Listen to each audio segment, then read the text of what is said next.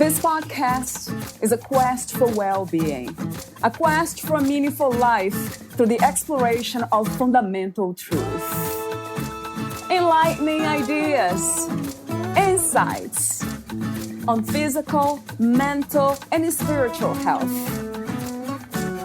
The inspiration is love. The aspiration is to awaken new ways of thinking that can lead us to a new way of being well.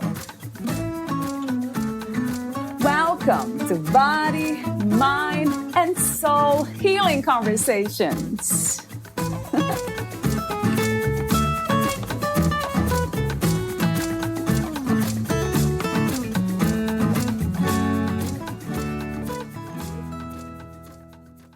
Our interactions with animals provide us with opportunities for healing and growth as human beings, mirroring to us what we often fail to recognize in ourselves. They effortlessly mirror back to us what we fail to recognize in ourselves. They are able to love unconditionally and provide wisdom so powerfully. Wouldn't it be great to be able to tap into the wisdom of animals that stands right beside us when we are struggling in any way?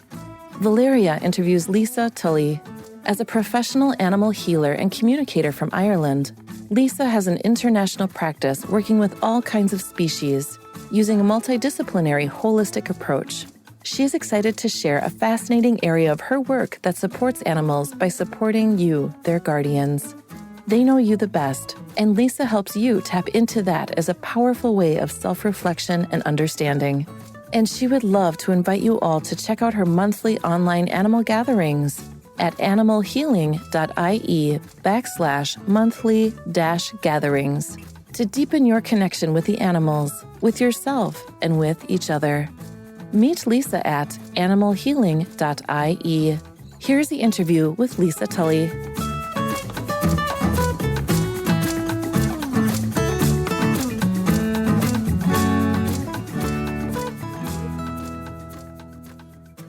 In your own words, who is Lisa Tully? For me, I like to consider myself as a human that is here for the animals, an animal advocate and a voice for the animal nation. It's my purpose, it's my dharma, and nothing brings me the greatest joy than having the abilities to ease the suffering of animals and to help humanity understand their level of consciousness and wisdom. So I suppose in a way I'm a guardian of the animal nation is how I'd like to present myself. Yeah, it's truly beautiful. I have so much to say about how precious animals are. With that in mind, I have an opening question about your gifts or your dharma, as you call it. How did you discover that?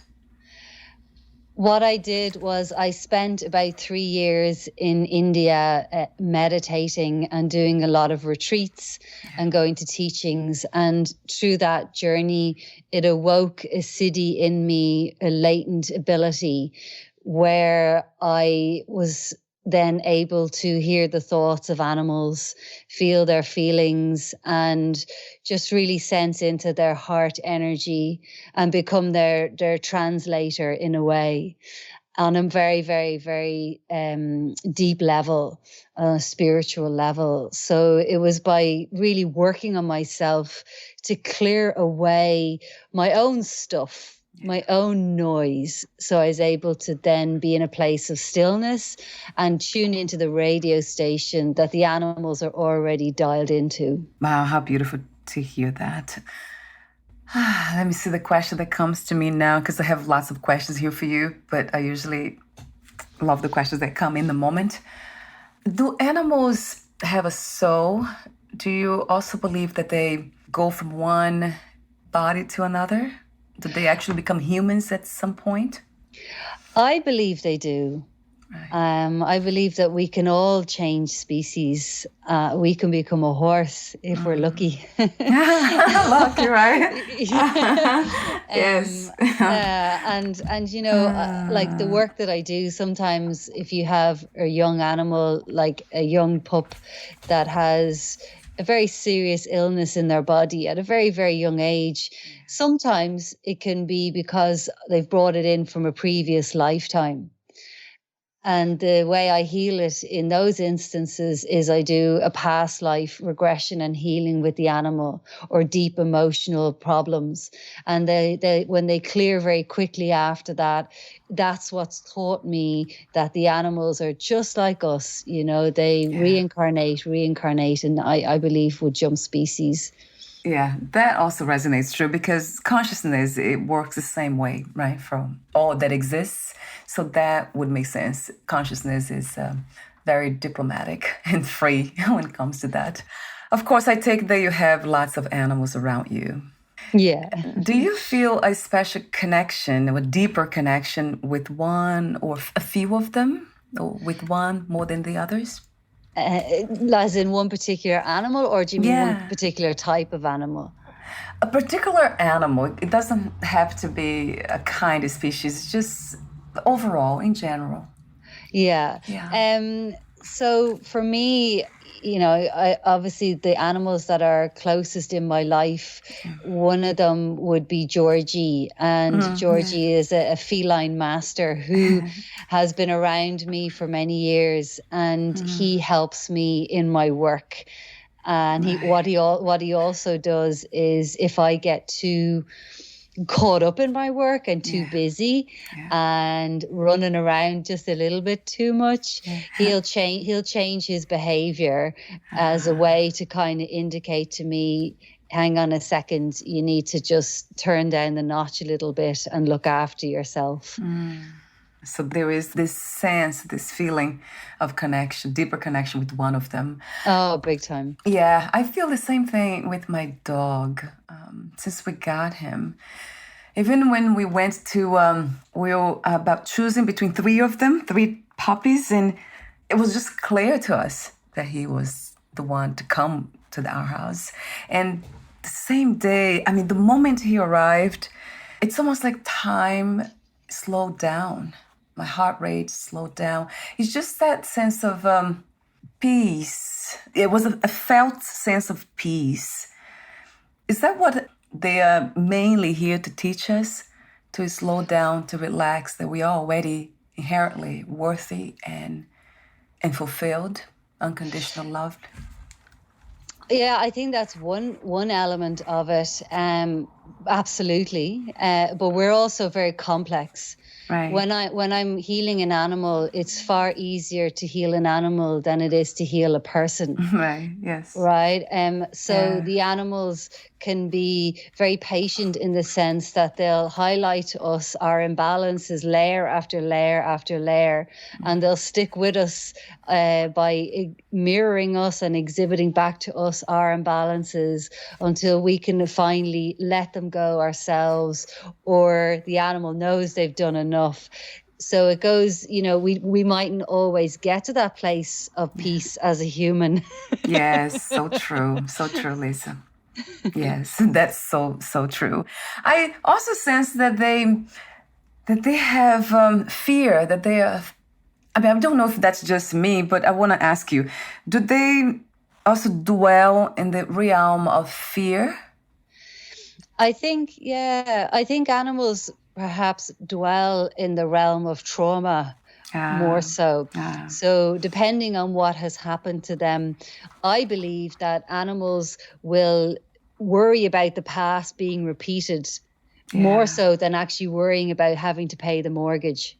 Right. So they don't have that fear projecting into the future. Right. But if they're in the moment and something triggers them, like if they've got a fear of men or a fear of feet, something like that from something that happened to them before, and a horse can suddenly, you know, just really bolt or book the rider or something like that. Yeah. And that is a pattern that they see, and they're just trying to keep themselves safe. And that's the kind of fear I see in animals that I help them with. Yeah, that also makes sense to me, coming from trauma. Would you also say ancestral trauma? You know, a lot of them, like my dog is a working dog, so it's considered a working dog. So he comes from that lineage. So he's always looking for something to do, and guard the house, guard us. He always wants to do something. So, in a way, that's funny, the animal mirroring. This is the main topic of the conversation today. But that always came to me intuitively when I see him, when I have seen him since the very beginning, with this doing thing, working, going from door to door, watching everything. I'm like, wait a minute, that's what I'm doing. That's what my husband is doing. We're constantly working, we're like working people, too much even. So he mirrors that to me. And that message came across instantly when I saw that. So that makes so much sense. Please, Lisa, I would love to hear from you. Yeah, they will carry in patterns ancestrally. If you've got a working dog like that, if they're born on the farm and their parents are working dogs, and then say we adopt them and bring them into maybe a more suburban environment, maybe a more rural environment, but they'll still have that inherent genetic makeup to be a dog that has to have a job to do. And that type of dog, they're usually quite intelligent. Yeah. And they don't do well sitting around. They're better off having something to do. So there's definitely that side of it. And then they're going to, when we choose a particular type of animal, so if you're a high energy person who's always working and you've selected a high energy working dog, that's the most simplest form of mirroring that comes in. Sometimes people who are a bit slower, more easygoing, they might go for a very sedate horse like a cob or something like that. That's just going to plod around. Yes, that makes a lot of sense. That's funny to hear. I mean, it's funny, and at the same time, when I see him doing that, I feel compassion. I know I'm feeling compassion for myself and for the conditioned body-mind that has been doing all this and caught up in the doing a lot of times. So, that makes sense. You stopped me now with that reflection. So true. I have so many questions for you. I do have another question. I'm curious about veganism. Are you a vegan? Yes, I am. I almost assumed that. Yeah. Because of your work. I tried to be a vegan before, and that was coming from that place of deep compassion for the animals, not wanting to kill them and all that. Now it has changed and has evolved into almost like using, when I eat meat, whatever I eat, I don't eat chicken for some reason. I'm not attracted to any kind, mostly water animals, not earth animal, land animals. For some reason, I don't know why. But then when I have that, I always pray, do almost like a meditation in the sense of having that meat, that piece of that animal's body to become my own body in the form of become a healing agent for whatever I do, I say, I think. So there's always this visualization on integration, and I don't feel like anything's separate. So I try not to separate myself from anything that I see. So, I'd love to hear your thoughts on that. And I don't feel guilty about it, which is the most important thing, I would say. Yeah, I think it's how you work with the animals. Like if you're going to be doing factory farming where the animal is clearly suffering, you're just going to eat that meat, and that meat isn't going to nourish your body, right? Because it's full of fear and trauma. But if you are like, I've done work in Mongolia with the shamans there, and once we arrived to do a ceremony, the first thing they did was they killed a sheep. As a vegan, I didn't want to watch, but at the same time, I had no problems with them doing that because they were honoring the animal. They were doing the ceremony. Every single morsel of that animal is used. They even use sheep ankles to do divination with. And I even used the sheep ankles to do divination with. So that kind of stuff is the next, the total other end of the spectrum. But we're not going to to be able to do that in more urban environments. But as best we can, if our body does need the energy of animals to heal us, it's about trying your best to find an animal that hasn't suffered in order for you, on a massive level, in order for you to consume that animal, and definitely bless the meat. Like I'm a vegan, but I'm not a total purist. Like I've been vegetarian since I was 12, but there was a period in my life when I was living in London where I experienced severe adrenal fatigue. Right. And the only thing that got me out of that adrenal fatigue was eating meat. Right. And it took a long time for my health practitioner at that time to convince me to do it. And I only had a little bit. But once I started eating it and I started to feel better, and I would pray over it. And that lasted about a year. And that was it. So, I didn't need it again. Yeah. So whatever, the animals are, if the whole world becomes vegan and doesn't have any animal products at all, what's going to happen to all the beautiful animals? It's about bringing it back into balance. If you've got an organic farm where every animal is respected, has a good life, and the cow shares half their milk with you and half their milk with their calves in a natural way, why is the harm in that? But it's just gone such an extreme now. True. In these factory farms where you're basically drinking milk from a cow that's grieving every year they give birth to a calf, and that's not going to help anybody, especially the animals. So I try and see things through basically a holistic view, That's a beautiful way of explaining and analyzing that situation. Yes, I agree. It is being conscious, absolutely. Like all the meat that I eat, I don't eat that much meat, but it's very much within the guidelines. Wild salmon, and then the meat has to be grass-fed. Even the eggs, everything's free range, organic, those things has to have those 2 labels in there.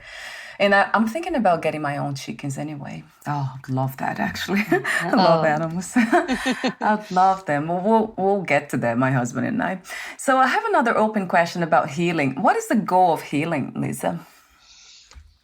For me, I feel the goal of healing is returning back to ourselves, and really being able to tap into our own uniqueness in this world. And when we go through the layers of our stuff that needs to be cleared and that can shine forth, then we know why we're here, and we can make extremely powerful contributions to the global community. And when we're so distracted from ourselves by everything that goes on in the modern world, it's a real shame. And then we end up depressed, we end up sick, all this kind of stuff. So the healing is remembering our true gifts and being able to share them, and just becoming our own unique source of light and energy, whatever that is. And that goes back to the idea that healing and spirituality, they are very much connected. And I would like to mention your services and go a bit deeper into animal mirroring. Actually, go deeper into it. We have not done that yet, just introduction. So the services that you offer on your website, you have Your Animal Healing You, that has to do with the animal mirroring, that we'll talk today a bit more. And then animal communication, it's another service. End of life, emotional challenges, physical conditions, skin problems, text support, phone consultations. You also have a monthly animal gatherings that's online. We talked briefly off record. And then you also offer animal healing courses. I'll be asking you questions about animal mirroring in a moment, more questions. But for now, as I mentioned off record, speaking to you before, end of life, emotional challenges, and skin problems. Those 3, let's say, concepts, ideas, which they are your services, they caught my attention. Talk to me briefly about each one of them. End of life is when animals are coming to that point where they're either leaving because they're getting to that age naturally, or maybe they have an illness or something happened. Right. And what I do is it can be a very, very impossible time when a person has loved an animal for X amount of years and they have to make the decision to maybe euthanize them. Yeah. And it's like they're not quite sure. And then, everybody deals with death in their own way. Right? There's no judgments at all. Right. But one thing that I like to bring in then is actually, well, let's get the animal in on the conversation. Yeah. How does the animal want to pass over? Do they want to go naturally, or do they want euthanasia? Right. Do they want to go right now, or do they want to wait 1 day, 1 week, 1 month? Or also what I do is I use botanicals. So there's different homeopathic remedies, essential oils that I use, and acupressure points that are like almost, some people describe them as holistic euthanasia. Yeah. Okay. Except instead of like a pharmaceutical euthanasia where the animal is just gone as soon as the injection goes in, what these holistic ones do is they don't do that. They ready the animal's soul. So the animal can either pass over in their own time, or actually what happens is they spring back and get a new lease of life because it's not the right time. Right. Oh, and that can last X amount of time. Wow. So true. Yeah. That makes sense. So that's a sacred part of my work, the end of life, Wow. You listening to their soul. Is that what it is? The depth of their soul? Yeah. So I can hear their thoughts. Okay, so with the animal communication, I can have a conversation with them and say, well, what do you want? And then they will let me know what botanicals they want to work with in everything that I do, but in the end of life as well. And then I coach their person and say, look, you watch for this, watch for that. And, when they get to this point, get back in touch with me. So we have this, the animals have this incredible way of showing when they're ready, and people know, they instinctively know, they know their animal, and then sometimes they just need that extra support as well. Yeah, that's beautiful. Thank you for sharing that. Yeah. And emotional challenges, I guess I asked the question about that too. Yeah, so this is for the darlings that, if you have a rescue animal, and a cat that, say, for example, is really, really fearful, won't come anywhere near anyone in the house except one person. What I do with these animals that have emotional challenges is I would bring in some of the 5 elements of Chinese medicine, and I'll see where the meridians are out of balance in the body. And the animal helps me do this. And again, all this is done through photos. So I work with animals across the world, even though I'm in Ireland. And then when they've shown me what meridians are out of balance, they then show me what botanicals they need to bring themselves back into balance, whether it's diluted down essential oils or herbs or flower essences or animal essences that we make with the energy of healing horses. And then you can really turn things around for them when they have phobias, fears, traumas, perceived aggression, which is usually fear-based aggression. And it can actually, you can lengthen their lives, because if an animal is living off their adrenal energy from a very young age due to deep, deep fear, that'll shorten their life. It has an impact on the kidneys. It has an impact on the heart. So when we resolve their emotional challenges, and it is possible to do, you can have longer with the darlings. I keep saying the same words, beautiful, because it is, that's what's being felt. Yes. I do have a quick question about euthanasia. I know that is, it feels very natural for humans to be open to that when it comes to animals, but why do you think when it relates to humans, it's a different story altogether? And there are so many laws, and almost most of us don't agree or kind of dislike that idea. What is your thoughts on that, if you could share? Yeah, that's a really interesting question. I think it's too extreme on both sides. I think we're too quick to euthanize an animal. Yes. All right. Yes. I think we're not compassionate enough to allow people that option. Right. If you're really, really suffering as a human being and your body is being ravaged by a disease, like why would, and you really want it and you're doing it consciously, why not make that possible? Right. And then for the animals, it's like, why would you put a dog down just because you're moving house? Right. Oh God, yes. Do you know what I mean? Yeah. So it's just about finding that kind of harmony. I think everything has a place, but when it's used consciously, because some animals do want euthanasia, they are so conscious, and they know when their body is not going to be able to let go on the natural botanicals that we use, but they know that their soul is ready, that the bridge has opened up, and they just need then the chemical euthanasia just for that last step over across the veil. And they do that a lot. They really do that a lot. Wow, that's amazing. And that's a very profound comment you just made, right? We are so quick to euthanize animals, but then it's kind of the opposite for humans, We don't think the same way. As we are making a very distinction between the existence itself, because it's all one, there's no difference. But that's because we are not there yet, right, Lisa, when it comes to this deeper realization? Unfortunately, not yet. And I say that with sadness in a way, because I wish we had a different reality here. We could share the same reality. But we've got a bit of work to do. Yes, a bit. Seems like a lot. Yeah. It feels like a lot. It does right now. Doesn't 2023. it? Yeah, I know.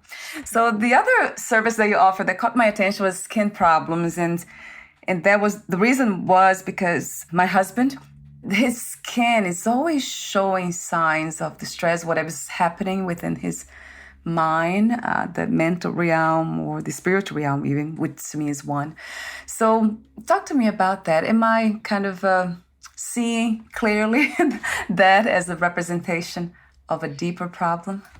Yeah, like skin problems are really interesting because they can come from different places. As with your husband, there's definitely can be an emotional cause to it, because they're basically our boundary with the external world. And are we comfortable literally in our own skin?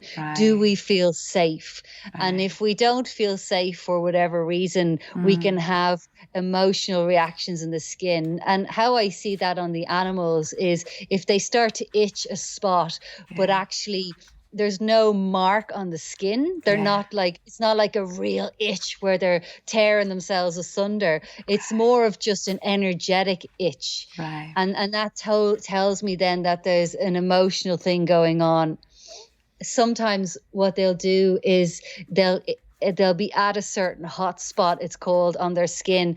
And that can actually be an acupressure point that they know, and that they know exactly where their acupressure points are on their bodies. All animals do. And they'll actually work specific points to rebalance their internal organs. And if you have an organ that's particularly out of balance, then they can develop a hot spot and just go crazy at one particular spot in the body. And it looks like it's a skin problem on the surface. But when you look at it from a holistic standpoint, you kind of go, oh, yeah, that's right on this meridian or whatever, the gallbladder usually, or the liver. So there's that side to it as well. And then, with skin problems, you've got the diet and allergies. The diet is, so many animals are on dry food, the kibble, And that can cause havoc with the liver and the gallbladder. They don't really like that food, and that can lead to skin problems, which are pretty easy to clear up just with a change of diet. Then, if it is that. So yeah, there's lots of, there's allergies as well. And I don't really believe in allergies. I think it's just a deeper internal imbalance in the body being expressed at certain times a year, because, the organs are affected by the seasons. Different organs are affected at different times, at different times a year. Like springtime, it's the liver and the gallbladder. Summertime, it's the heart, it's the endocrine system. And if those parts are out of balance at those times a year, it can show up in different ways, and then you identify it, you rectify it from a deeper perspective by working on the organs with the botanicals, and lo and behold, the skin problems then disappear or start to reduce. Every season then it's less and less until it's eventually gone. Wow. That's amazing. There's so much to learn about all this. I know you're talking about the animals, but I'm thinking about humans. I'm thinking about myself, right? It's the exact same. Yeah, there's no difference. Yes, right. We are in that. This is an animal body. That's what it is, really. But we have the ability to go deeper in that sense of communication, language, use language to express all this, which is fun.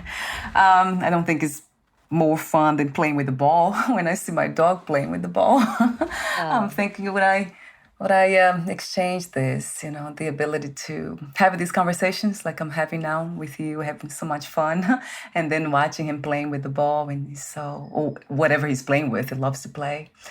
Yeah, it's the same, isn't it? See a difference. So talk to me. Yeah, now the questions about animal mirroring.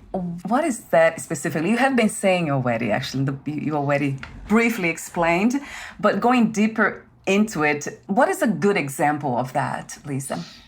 Yeah, so I suppose this is for all our listeners today that are really on a spiritual journey and really respect the animal nation as their own conscious community of beings with a high level of emotional intelligence and all forms of intelligence. And how they express that is when we have a particular problem, they'll reflect it back to us.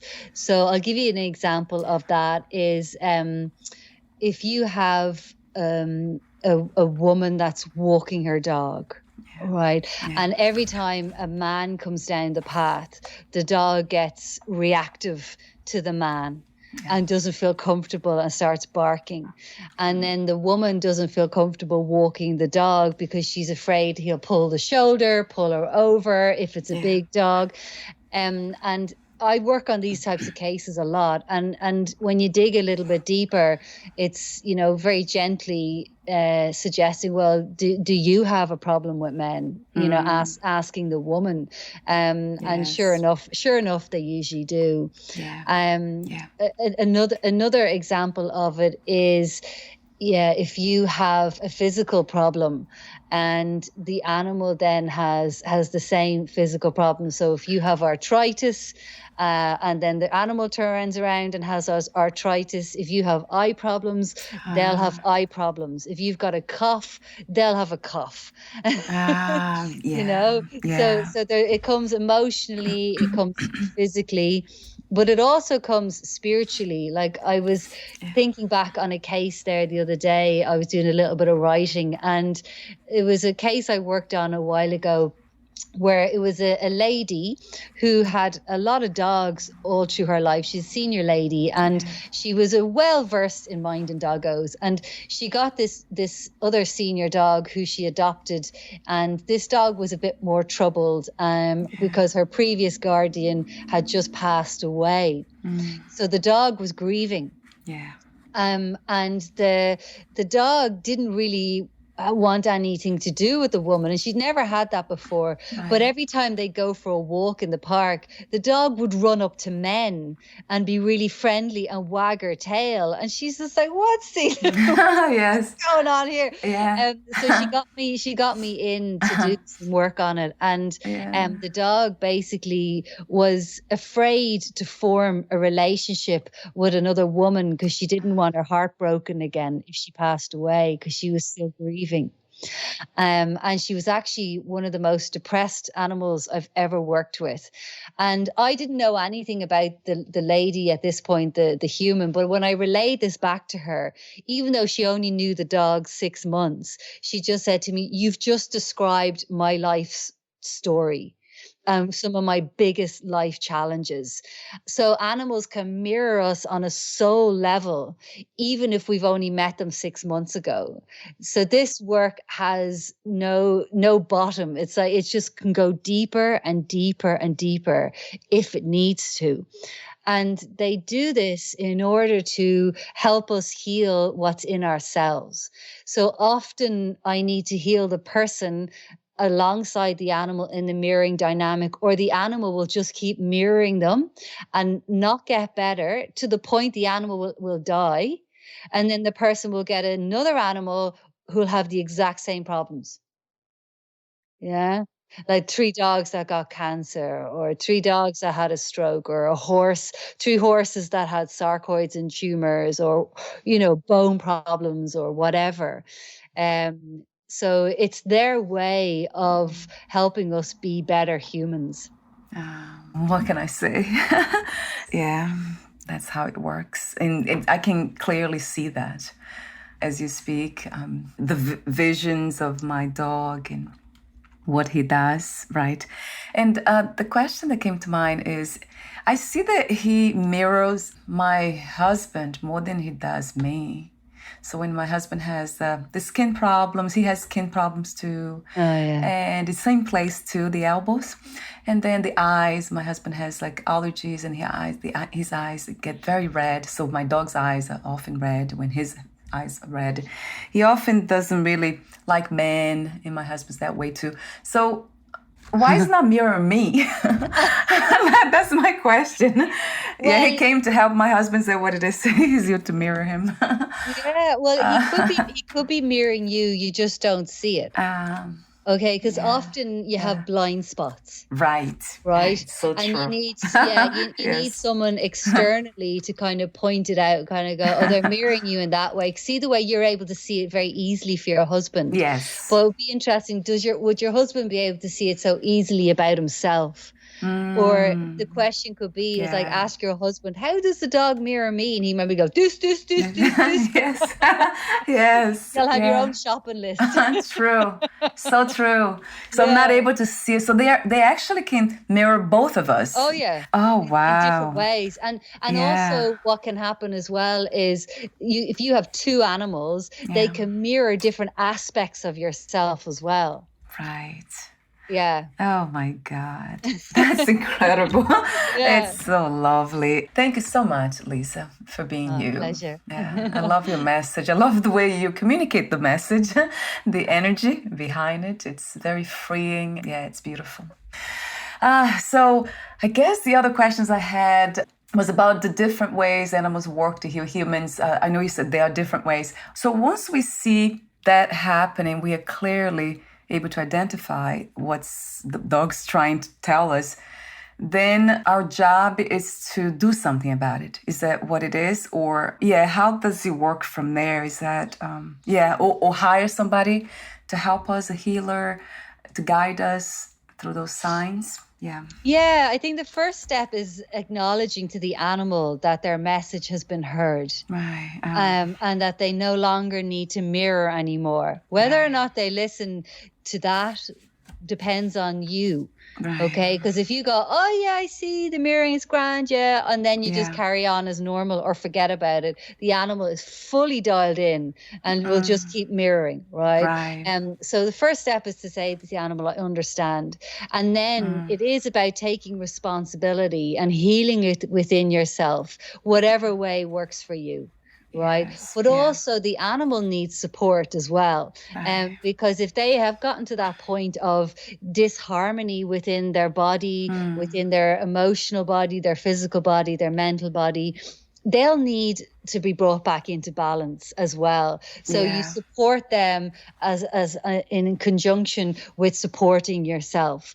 Right. Now, the other thing that I do is when the animals, I use a method called zoopharmacognosy, which is a very fancy scientific word for basically means that animals that know how to self-medicate. So when a cat eats grass to clear their stomach, or when a horse eats dandelions to clear the liver in springtime, this is what they're doing. Or when they drink the rainwater outside because it has better nutrients in it than tap water, they're self-medicating. Okay, Right. so this is what I do. The animals self-select their own remedies, but also I've developed a method where they select the remedies for their person. So they'll select a flower essence mix or an essential oil mix, and the person then goes on their own healing journey and gets profound insights because the animal knows them better than they know themselves. Wow. And they know all the blind spots, so the animals just shine a light on it through the botanicals, and it's a very deep journey to go on. So that's what I offer people and their animal friends. If they're up for it, we can go really, really deep. It's not a quick fix that I go for; it's a lasting one. So I love clients that sign up for the longer term, and that's when you get to see lives really, really shifting with the wisdom of the animals. That is, I mean, it's just fascinating, amazing, beautiful, all of that together. I love the work you do. Absolutely love it. Thank you. Yeah, it's truly precious. And we're almost at the end. I do have a few more questions for you, Lisa. But before that, I was curious. I made a note here about eating grass, and my dog does that. But around my development, they spray pesticides. So I always kind of stop him from doing that. So you just mentioned, what is the reason why they try to eat the grass again? So it depends, I suppose. Yeah. Sometimes they like a cat will eat the grass usually to clear a hairball from their stomach. Or if a dog has kind of a bit of a digestive upset, they'll eat the grass and they vomit afterwards. So there's nothing wrong with that. Right. But sometimes animals will really seek out grass a lot and that can be a sign that there's a deeper level of pathology going on in the stomach. Like, for example, I was working on a cat today who has, in Chinese medicine, excess fire in her stomach. So she went to the vets. She's got a ferocious appetite and eats loads of grass and drinks loads of water. And they went to the vet, and the vet said there's nothing showing up in the bloods. But with Chinese medicine, it's far more sensitive, and I could tell that there's a liver and gallbladder imbalance going on in the body that's knocking the stomach out and causing excess heat, which is making her really, really, really hungry, and going crazy for grass. Right. So there's different levels and different layers. She also eats really weird things, like eats cat litter or eats tissue paper. So when they do all that kind of weird stuff, it can be them just trying to self-medicate. Yeah. That's just one minor example of a myriad of different causes for stomach imbalances.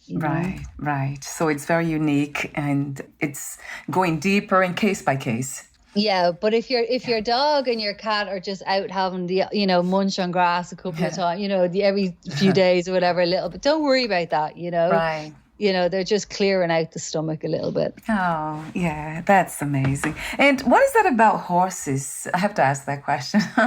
What is that about them? There's something majestic. There's something about horses that's just the most divine thing. I have to use the word divine. Yeah. What is that? Do you see that? I'm sure you do, but how would you describe that presence? Yeah, I call it equine time. And I think about this a lot, actually. And when I'm down at the yard, the stables, like there's just something about it. You step into it and you think you're going to be there for half an hour, and 3 hours have gone, and it feels like 10 minutes. Yes. And I think there's something about horses where they pull you into their presence. I think physiologically they have immense big physical hearts, and the energy then the spiritual energy of their hearts, spreads out, and and that calls you in.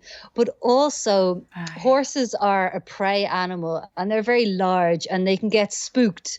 So any equestrian knows that, we have a saying here in Ireland is you should always have a healthy respect for the sea and horses. Okay, because either can change quite quickly. Yes. So when you're around a horse, even you're always mindful. You're always fully present to them, and they can get like kind of stressed, and you're calming them down. So they pull you in mentally on that level also. And then on top of all of that, they're healing you constantly. Yes. With their energy, and they're reading you like a book. And this is why equine therapy is such a hugely expanding field. And it's their heart energy. They're just such benevolent beings, and such evolved beings, but also the bigness of them, and the bigness of like when a horse passes over, and their presence is so missed because they're so big on every level. You're just like, oh, they're gone. I miss them so much. Yes. Not that you don't miss the smallies either. Of course you do. But horses just have that bigger, larger resonance. Yes, everything you say just resonates. Real true to me. Yeah, they do bring us into their reality. It's very clear, so fast too. Thank you again, Lisa, for your beautiful work. So my ending questions, I'll ask you this one to end the conversation, and then a technical question. If there's one purpose for the human experience, if there was one purpose only, what would that be from your perspective? I think the purpose of us is to remember that we are all equal. All beings on this earth are equal. The plants, the rocks, the trees, the animals. And if we can get back to that, then we'll fix everything. Yes, for sure. I know that a lot of time it's not easy to see that, let's say, the oneness, as so many use that word, that term. It's not easy because the mind, of course, is analyzing all the differences, focusing on the bodies that are different, the forms, and then also the mind, and the realm of the mind is different. But then, if we go deep enough, then everywhere we look at it, it's God. Oh, it's divine presence. There's no separation. I love that message. Thank you for saying that again here on this podcast. So my technical question, I want to thank you again for everything that you're doing. I absolutely love your presence and the way you express your truth of what are you doing to serve humanity at this time. So thank you again for being open to life. My pleasure. And before we say goodbye, where is the best place to find more information about you, Lisa, and what you do? Great. It's very easy to remember. My website is animalhealing.ie because we're in Ireland. So if people want to come and find me there, animalhealing.ie, you'll get all the information and you can connect with me there. And I'd love to hear from people. Wonderful. I'll have the link on your podcast profile when it's published. Thank you again, and we'll talk soon. Bye for now, All Lisa. right. Bye-bye. Bye.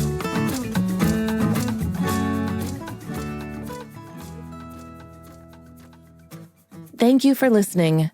To learn more about Lisa Tully and her work, please visit animalhealing.ie.